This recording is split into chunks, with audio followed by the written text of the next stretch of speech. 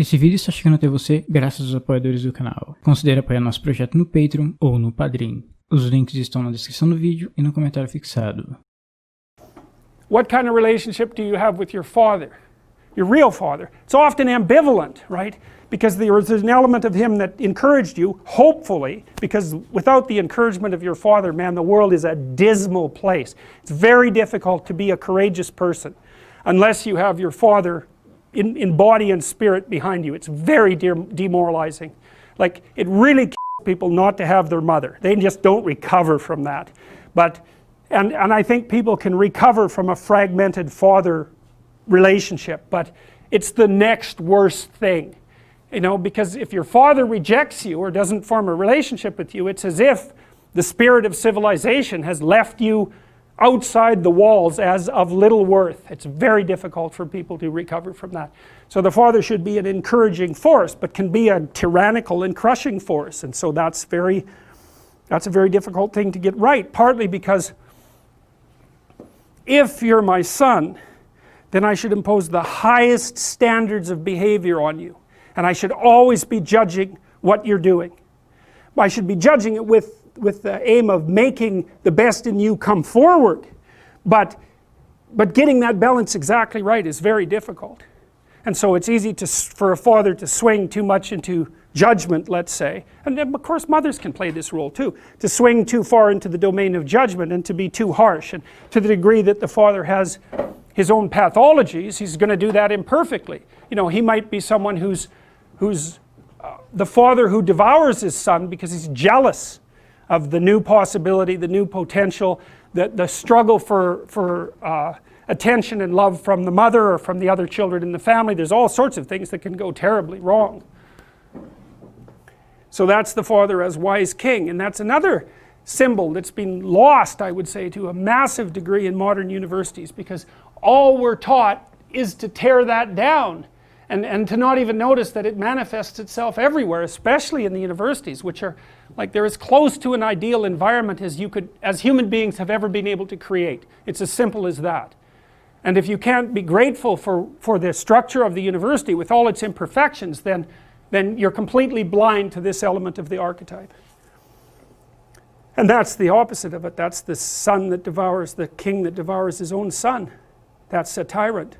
You know, that's like the mother who's too overprotective. It's the male version of that. And the mother that's too overprotective says, I'll never let anything happen to you.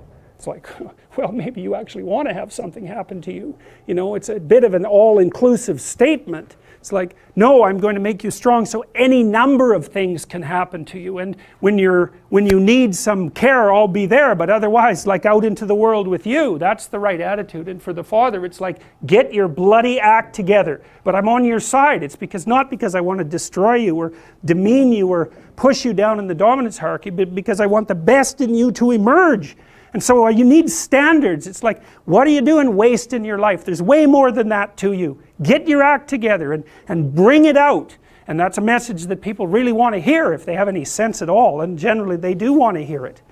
So, you know, I've been talking to a lot of people recently, as perhaps you know, and I was talking to one of the leaders of the Conservatives this morning, and they're asking me about, the person was asking me about Bill C-16, but more specifically about talking to young people, because the Conservative leadership struggle is going on right now. I've been talking to a bunch of them, and I said, well, look, one of the things you could do for young people that no one's doing is to talk to them about responsibility. Because everyone talks to young people about rights. It's like, we need our rights. It's like, oh God, how many rights do you need? You know, really, like you have more privileges than any people who've ever lived anywhere. Well, it's so dull to hear that. It's so dull. It's so pathetic and what would you call it? It's so demeaning that you have to be protected and have your rights. It's like I said, there's a huge marketplace for responsibility. That's what you want to talk to young people about. It's like, get your act together and do something worthwhile with your life. For the first time in my entire adult life, the Conservatives actually have something to sell young people, right? They could sell them responsibility. It's like, well, why? Because that's where life has meaning with responsibility. The more responsibility you take on, the more meaning your life has. And the higher degree of responsibility that you agree voluntarily to try to bear, the richer your life will be. And no one's ever told that, and it's the case. You know, it's like you have 4 kids, say. Well, that's plenty of responsibility. You're going to have meaning. It's going to be rough, you know, because it's complicated. You have a complicated job and you try to help the careers of the people around you. You try to solve tough problems and aid suffering and do all of that. It's like, it's weight, it's responsibility, but there's glory in it. There's real glory in it. There's deep meaning in it. And young people are starving for that because no one ever tells them that. It's like, you're way more than you think, man. Stand up, do something difficult. Do something difficult and heroic, right? Burst out of your bonds. It's like, that's a good message. It's a necessary message because we have to be more than we are, because if we aren't, we're not going to survive. É graças a essas pessoas incríveis que eu posso estar trazendo conteúdo pra vocês. O Warlei, a Sandra, a Majestade, o Thiago, o Antônio, o Arthur, o Carlo, a Erika, o Rubens, o Caio, o Flávio, o Gustavo, o Vunho, a Spanish.vaz, o Eduardo, a Renata, o João, o Henrique, o Leonardo, a Erika, o Eduardo Maluf, o Anderson, o Wesley e o grande Pablo. E é isso aí, pessoal. Não se esqueçam de deixar seu like, seu comentário e até mais. Fui! Grande abraço.